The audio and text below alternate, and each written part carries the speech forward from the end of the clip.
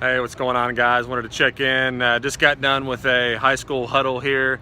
I was invited to come and speak. I had a lot of fun just with the kids. Great group of student leaders, awesome volunteer kind of overseeing it. Just a really cool thing, really encouraged.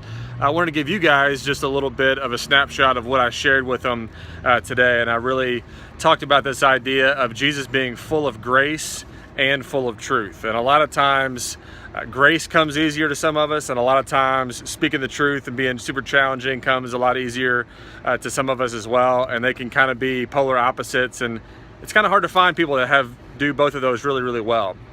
But one guy that I talked about that was full of grace and truth was Jesus. He walked both of those lines very, very well. He was very inviting, very loving, very gracious.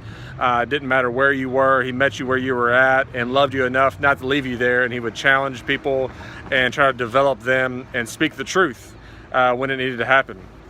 And so we talked about the different environments, different cultures that happen when these two things are combined different ways. And so if you have zero grace and zero truth, and there's no challenge, there's no invitation, you're just bored. You're just sitting around bored, nothing's really going on, and it's just kind of waiting for something to happen. If you're full of grace, if you're very inviting, but you never challenge or you never speak the truth, everything's just kind of cozy. It's nice and warm and snuggly, and everybody's getting along, and nothing's ever challenging at all. And so we're just all hanging around, nice and cozy.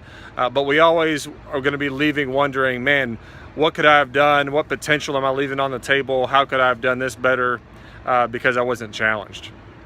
And then if you have somebody who's super challenging and not inviting and not gracious, but they're just full of truth and they're just wearing people out, calling them out all the time and not loving them well, then you have a very stressed culture. You have a culture where really it's just, that's called being a jerk.